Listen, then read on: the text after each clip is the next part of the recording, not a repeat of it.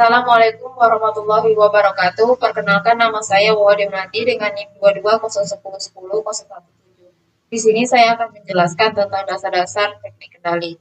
Yang pertama itu ada sistem kontrol loop tertutup dan terbuka. Suatu sistem yang memelihara hubungan yang ditentukan antara keluaran dan masukan acuan dengan membandingkannya dan menggunakan perbedaannya sebagai alat kendali disebut sistem kendali umpan balik. Contohnya adalah sistem kontrol suhu ruangan. Kemudian di sini ada sistem kontrol loop tertutup atau sistem kendali otomatis. Jadi yang pertama itu ada input, kemudian ke controller, kemudian ke proses, kemudian output, kemudian feedback. Dalam kontrol umpan balik sering disebut sebagai sistem kontrol loop tertutup. Dalam praktiknya, istilah kontrol umpan balik dan kontrol loop tertutup digunakan secara bergantian. Dalam sistem kontrol loop tertutup, drive sinyal kesalahan yang merupakan perbedaan antara sinyal input dan sinyal umpan balik, atau yang dapat berupa sinyal output itu sendiri atau fungsi dari sinyal output dan turunannya, dan atau integralnya dikirim ke pengontrol untuk mengurangi kesalahan dan membawa output sistem ke nilai yang diinginkan. Kemudian di sini ada sistem kontrol loop tertutup atau sinyal kendali manual. Yang pertama itu ada input, kemudian ke controller, kemudian ke kontrol proses, kemudian ke output. Sistem yang keluarannya tidak mempengaruhi operasi kendali disebut sistem kendali loop terbuka.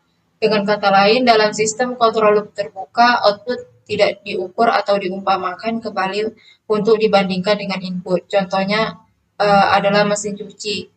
Merendam, mencuci, dan membilas di mesin cuci bekerja setiap jam. Meski tidak mengukur sinyal keluaran yaitu kebersihan pakaian. Kemudian ada blok diagram. Sebuah sistem kontrol dapat terdiri dari beberapa komponen untuk mempresentasikan fungsi-fungsi yang dilakukan oleh masing-masing komponen. Dalam sistem teknik kendali, kita sering menggunakan diagram yang disebut dengan diagram blok. Diagram blok suatu sistem adalah representasi grafis dari fungsi yang dilakukan oleh setiap komponen dan aliran sinyal. Diagram tersebut menggambarkan hubungan timbal balik antara komponen yang berbeda. Berbeda dari representasi matematis murni abstrak, diagram blok memiliki keuntungan menampilkan aliran sinyal dari sistem nyata secara lebih realitas. Kemudian ini adalah gambar yang menunjukkan elemen dari diagram blok. Panah ini disebut sinyal, panah yang mengarah ke blok mewakili input, dan panah yang mengarah menjauh dari blok menunjukkan output. Ini output, ini input.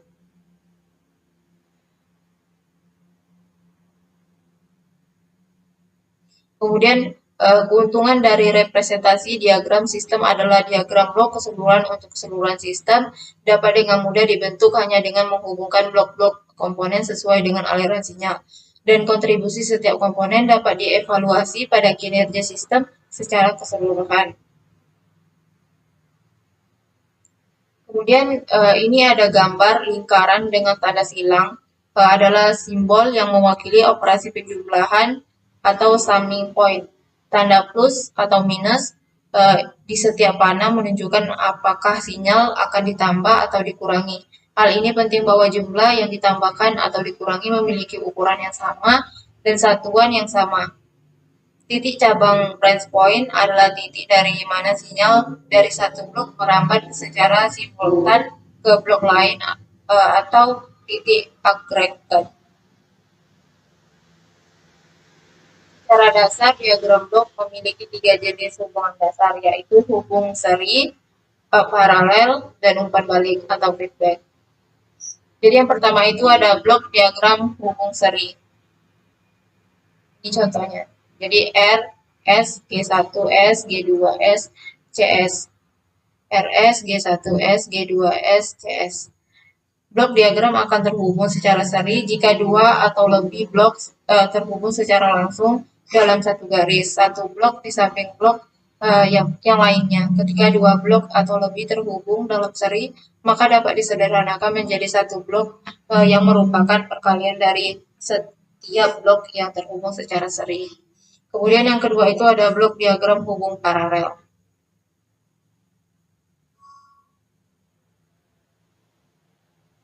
Blok diagram akan terhubung secara paralel jika dua atau lebih blok terhubung pada titik sumber dan keluaran yang sama. Ketika dua blok atau lebih terhubung dalam paralel, maka dapat disederhanakan menjadi satu produk blok yang merupakan penjumlahan atau pengurangan dari setiap blok yang terhubung secara paralel tersebut sesuai dengan simbol operasi matematika pada titik summing point-nya. Kemudian yang ketiga itu blok diagram hubung umpan balik atau feedback. Blok diagram akan terhubung secara umpan balik jika memiliki titik percabangan yang umpan balik kembali kepada inputnya. Berdasarkan gambar di atas ini, maka blok sistem ialah GS dan blok umpan balik adalah HS. Sehingga jika kita hanya melihat blok GS dan ES saja sebagai input, maka didapatkan persamaan CS sama dengan GS dikali ES. Seperti yang diketahui, ES merupakan suatu summing point selisih antara ES dan CS dikali HS sehingga didapatkan persamaan ES sama dengan RS dikurang CS HS. Sehingga jika disubstitusikan akan didapatkan fungsi alih yang lebih sederhana, yaitu CS sama dengan GS, RS dikurang CS, HS, CS sama dengan GS, RS dikurang CS, GS, HS. CS ditambah CS, GS, HS sama dengan GS, RS. CS 1 tambah GS, HS sama dengan GS, RS. Kemudian CS per RS sama dengan GS per 1 tambah GS, HS. Ini gambar dari blok diagramnya.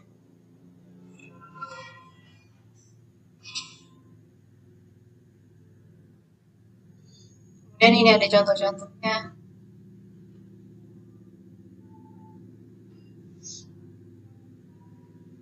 Kemudian di sini ada latihan. Diketahui suatu diagram blok tersebut. Ini gambarnya. Pertanyaannya itu sederhanakanlah diagram blok tersebut dan dapatkan fungsi alihnya.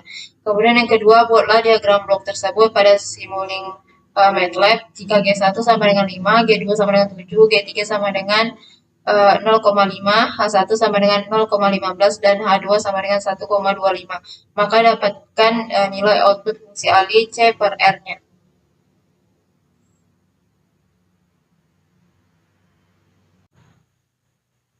Baiklah, di sini saya akan menjelaskan latihan dari yang ada di soal tadi. Kemudian di sini yang pertama itu kita sederhanakan diagram blok dan dapatkan fungsi alihnya.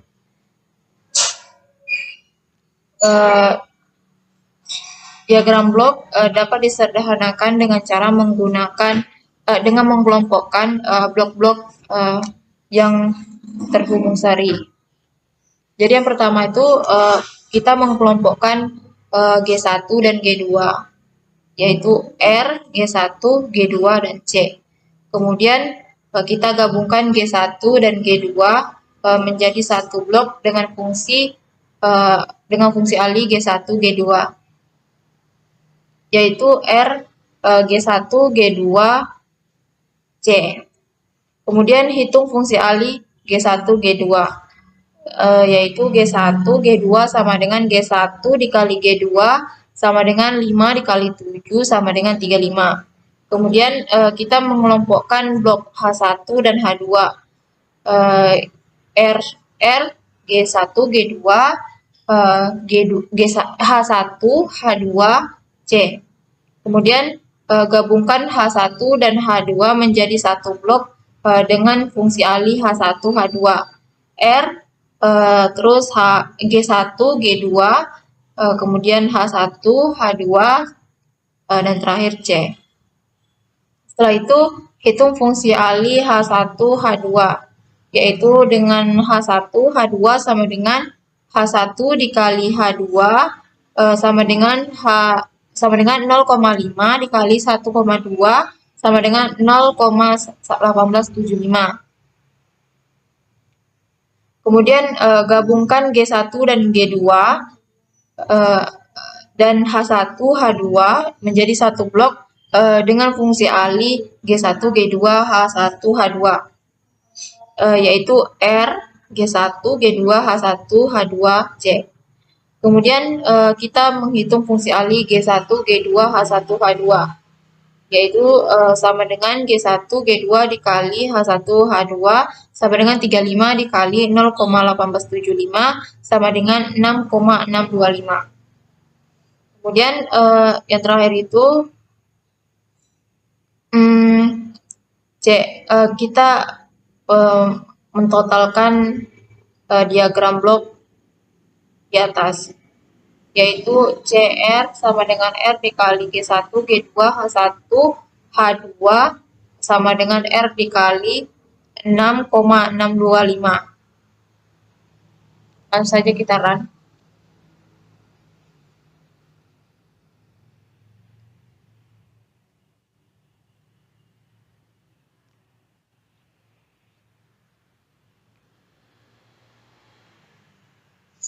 Oke, di sini nilai C-nya itu 2,9422, kemudian G-nya itu 6,5625, G1 itu 5, G1, G2 itu 35, G1, G2, H1, H2 itu 6,5625, kemudian G2-nya itu 7, G3-nya itu 0,50000, kemudian H-nya itu 0,1875, kemudian H1-nya itu 0,1500, kemudian H1, H2 itu 0,1875, kemudian H2-nya itu 1,2500, kemudian R-nya itu 10, kemudian outputnya itu 29,4221.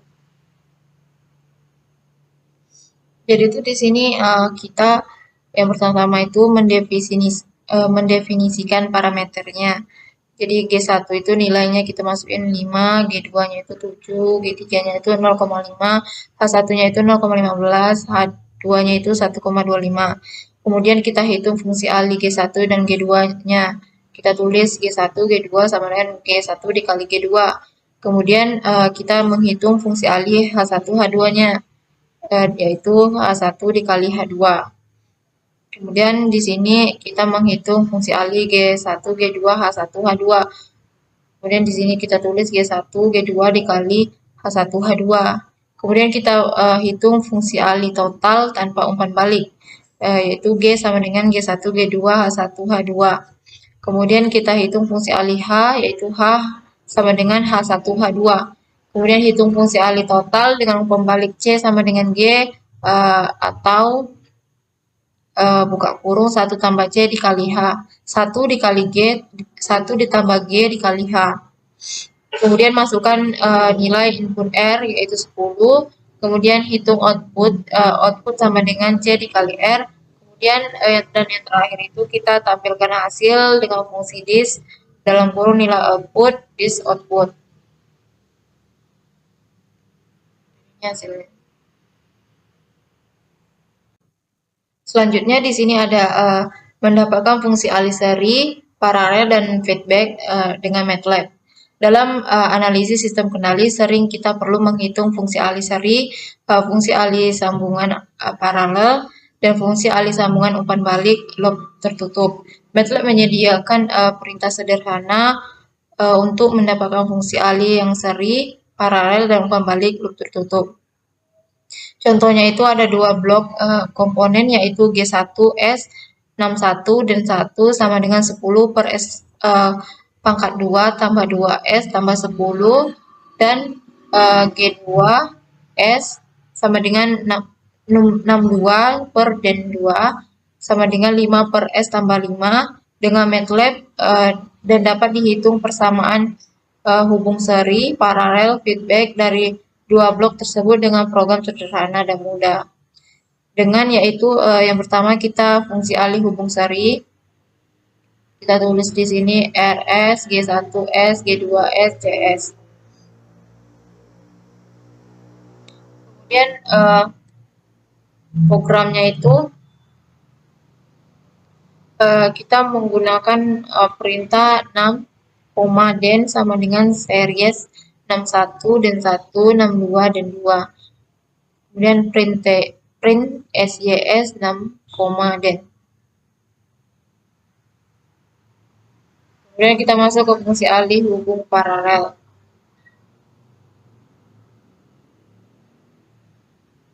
Kemudian kode programnya itu perintahnya itu 6, den sama dengan paralel 61, den 1, 62, den 2. Kemudian print SJS kurung 6, den. Kemudian kita menggunakan fungsi alih hubung umpan balik atau feedback. Ini gambarnya, blok diagramnya. Kemudian fungsinya itu sama juga kurang lebih. Kemudian di sini ada latihan lagi, yaitu diketahui suatu diagram blok sebagai berikut. Ini gambar blok diagramnya. Jadi jika diketahui G1S sama dengan 3 per S tambah 4, G2 S sama dengan 4 per 4S tambah 9, G3 S sama dengan 1 per S tambah 1, dan G4 S sama dengan 3 per S. Maka tentukan fungsi alih dari blok diagram tersebut dengan menggunakan MATLAB. Kemudian di sini yang pertama itu kita mendefinisikan parameter. Jadi A sama dengan 10, B sama dengan 2,5, kemudian C sama dengan 2. Kemudian kita di sini mendefinisikan fungsi transfer, yaitu 6 sama dengan A kali C, D sama dengan 1 tambah G kali C. Kemudian kita menghitungkan output fungsi alih, G sama dengan TF 46, den. Kemudian kita menampilkan output fungsi alih dengan fungsi step G. Kemudian di sini saya sudah mengurannya. Di WordPress-nya itu hasilnya itu A-nya itu 10, B-nya itu 2200, kemudian C-nya itu 2,9422, kemudian C-nya ya segini. Kemudian gambar dari amplitudonya itu ada segini. Selanjutnya itu ada sistem kendali pada rangkaian listrik. Hukum dasar yang mengatur rangkaian listrik adalah hukum Kirchhoff Current Law atau KCL dan Kirchhoff Voltage Law. Kirchhoff Current Law KCL atau hukum not atau simpul menyatakan bahwa jumlah aljabar dari semua arus yang masuk dan keluar dari suatu simpul adalah nol. Hukum ini juga dapat dinyatakan sebagai jumlah arus yang memasuki suatu simpul sama dengan jumlah arus yang meninggalkan simpul yang sama. Kirchhoff Voltage Law KFL atau hukum loop menyatakan bahwa pada saat tertentu jumlah aljabar dapat dinyatakan dengan sebagai jumlah penurunan tegangan yang sama dengan jumlah kenaikan tegangan di sekitar loop. Dan di sini ada contohnya. Jadi contohnya itu diketahui sebuah resistor R sama dengan 10 ohm dan kapasitor sama dengan 5, kemudian farad terhubung dalam rangkaian RC berikut ini. Kemudian soalnya itu tentukanlah diagram blok dari rangkaian tersebut dan dapatkan fungsi alih rangkaian tersebut dengan metode. Kemudian di sini kita menjawab. Jadi di sini kita menerapkan hukum Kirchhoff Voltage Law KFL pada loop rangkaian tersebut didapatkan EI sama dengan R kali I tambah E0, kemudian I sama dengan EI dikurang E0 per R. Kemudian untuk tegangan pada kapasitor C paralel dengan E0 sehingga dengan KFL didapatkan E0 sama dengan FC, E0 sama dengan IDT per C. Kemudian untuk persamaan I dan E0 tersebut masih berada dalam domain T. Dalam sistem kendali haruslah berada dalam domain S, sehingga persamaan I dan E0 tersebut haruslah ditransformasi Laplace terlebih dahulu sehingga didapatkan IS sama dengan EIS dikurang E0S per R. Kemudian diagram bloknya sebagai ini seperti ini. Kemudian E0S sama dengan IS J per S. Ini diagram bloknya. Kemudian sehingga jika diagram blok dari nomor 1 dan 2 digabungkan itu hasilnya itu seperti ini gambarnya. Gambar diagram bloknya.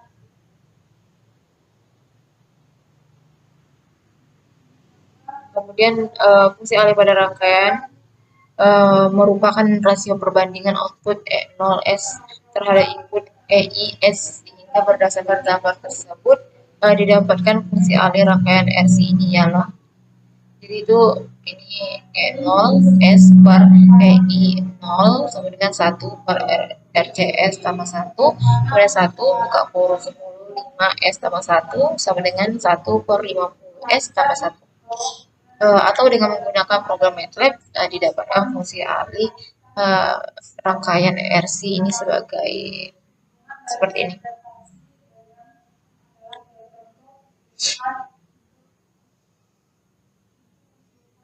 Kemudian di sini ada latihan lagi.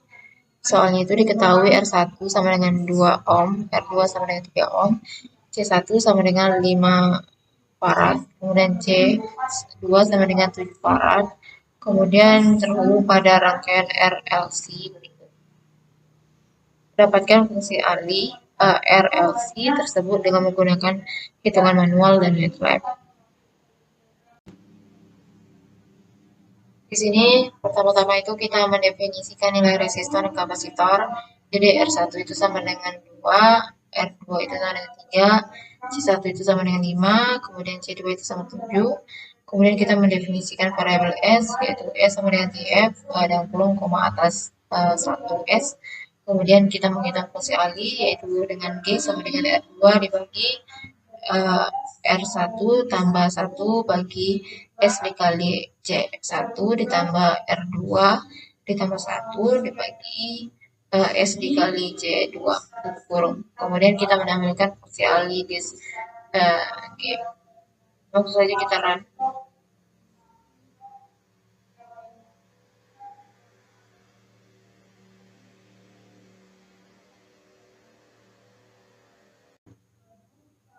Di sini itu R1-nya 2, kemudian R2-nya 3, R-nya itu 6, kemudian 6-nya itu 20, kemudian output-nya itu 29,4221, kemudian S-nya itu 1 kali 1 TF.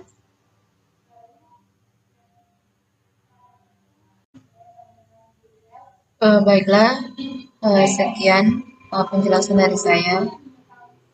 Wassalamualaikum warahmatullahi wabarakatuh.